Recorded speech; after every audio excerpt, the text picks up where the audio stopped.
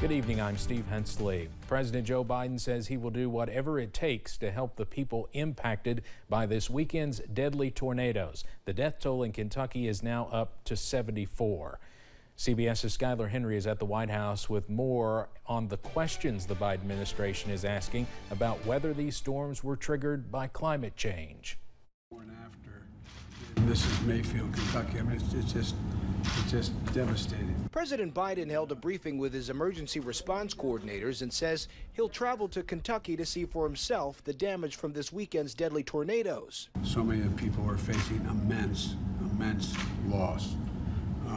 And we talked about how we can accelerate and expand federal assistance to those in desperate need. The president has already approved an emergency declaration and a major disaster declaration, which, among other things, allows the federal government to send in search and rescue teams, provides federal dollars for local government responses, and helps with housing for those people who have been displaced by the storms. This administration has made it clear to every governor, whatever they need, when they need it, make it known to me, and we'll get it to them as rapidly as we can. Tornadoes of this size and severity are incredibly rare in December, and President Biden has asked the Environmental Protection Agency to determine whether these twisters are a result of climate change. There's a lot of things that we don't know for certain, and I don't want to say anything that is not precisely true.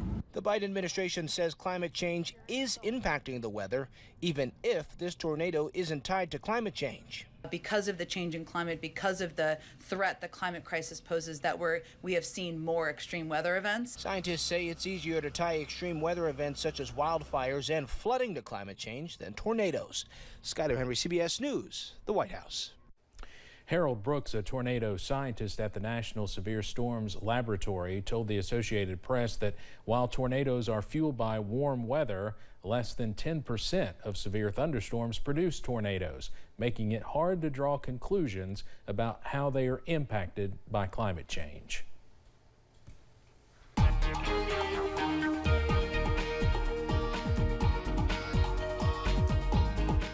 And the good news that we've seen yesterday into today, and we're going to see for much of tomorrow, is that the weather looks to continue to be calm, at least for the beginning of the work week. You see our time-lapse camera from I-64 at Moorhead. Plenty of sunshine today around the region and a nice sunset out there right now. You see our Buffalo Mountain camera where we currently sit at 54. Here in Perry County, it's been an above average day yet again, middle 50s for most, a few upper 40s, low 50s out there, but we've been above average. We should be in the upper 40s to near 50 for temperatures this time of year. Now, the good news, again, all of the state virtually cloud free during the day today.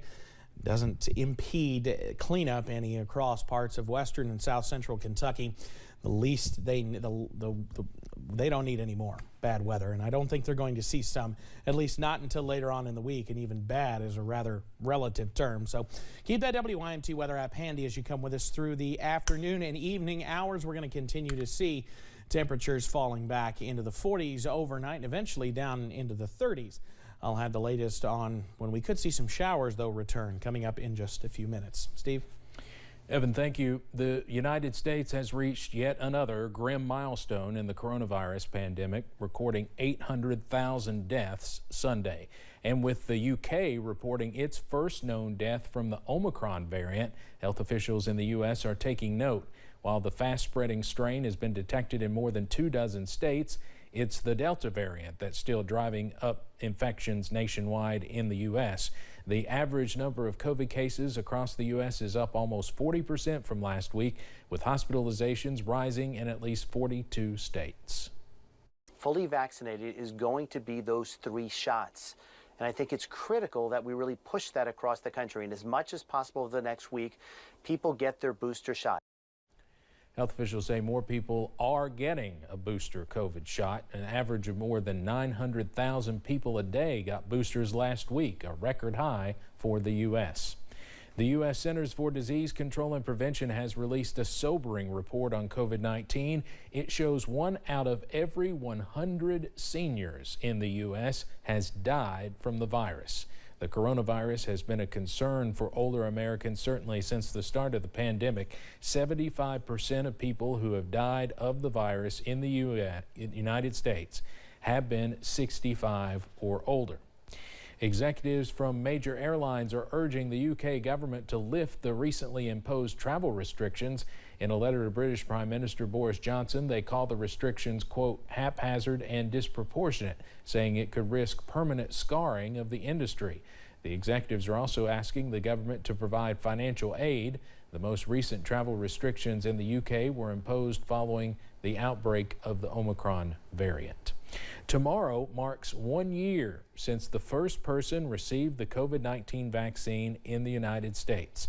Dr. Sandra Lindsay is the Director of Nursing Critical Care at Northwell Health in New York and a vaccine activist. She was the first American to receive the COVID vaccine on December 14th of last year. After caring for those suffering from the virus, she saw it as a sign of hope. The light got brighter in the tunnel. I felt like a huge boulder just rolled off my shoulders. Lindsay recently received her doctorate in health sciences with a concentration in global health. She says she is now committed to encouraging others, especially in communities of color, to get the vaccine. A lawyer for former Trump White House Chief of Staff Mark Meadows wants lawmakers to reconsider their plan to hold Meadows in contempt of Congress. The House Select Committee investigating the January 6th Capitol attack is set to vote Monday on referring Meadows to the Justice Department for contempt. The full House would vote on the issue Tuesday. Meadows has argued that former President Trump's assertion of executive privilege means, as Trump's former chief of staff, he does not have to testify. Well, people across the Commonwealth are looking for ways to help victims of those 5 tornadoes in Kentucky that killed at least 74 people. One way to do that is donating blood. Officials from the Kentucky Blood Center say there's been a critical need for blood all during the pandemic. But as Jim Stratman reports, tragedies make that need all that more important. In the wake of tragedy, people tend to come together, looking for ways to give. And the Kentucky Blood Center was one of the recipients. You know, people are wanting to do whatever they can to help, and certainly that's needed to replenish the blood supply. Mandy Brawa with the Blood Center says that she's seen donation appointments double since those tornadoes touched down. Very quickly, a group of community blood centers that are part of a task force for disaster relief went to work and got blood where it was needed. That's what the system's built for, and it worked perfectly. The Kentucky Blood Center was able to send blood to 2 hospitals in Paducah, while their partner, Blood Centers of America, provided over 100 units to Vanderbilt Hospital. The good news is this: all the blood needs have been met at the hospitals in western Kentucky. Brawa says that being able to respond to a tragedy when it happens, like these tornadoes, is very important, but it's also equally important to be prepared for the next tragedy to strike. We've been dealing with critical blood supply shortages throughout the pandemic, and so when a disaster strikes, it makes that even a little scarier, because suddenly now there's a need for blood elsewhere, and we're dealing with a really low supply here. These tragedies happen, unfortunately, but it's the blood that was on the shelves. It was the donors who came in Thursday, Friday, Wednesday of last week that were able to help in that tragedy. And if the blood's not on the shelves when the tragedy happens, we can't impact victims and help people recover. Brawa says that they are prepared to send more blood to Western Kentucky hospitals if they need it. Reporting in Lexington, Jim Stratman, WKYT. Now, if you'd like to schedule an appointment to donate, we'll have information on how you can do that on our website at WYMT.com. Keep in mind there are blood centers in Pikeville and Somerset. And if you want to plan ahead, we will be having a blood drive here at WYMT right after we ring in the new year on January 3rd. And that will happen from 3 until 7 p.m. right outside the front of the station. Well, Time Magazine has named Elon Musk Person of the Year. The CEO of Tesla and SpaceX became the world's richest person in 2021 and impacted life on Earth and beyond. Time has named a Person of the Year since 1927. The magazine picks someone who impacted a group, movement, or idea during the past year. This year, Time did not release a short list of contenders for the spot.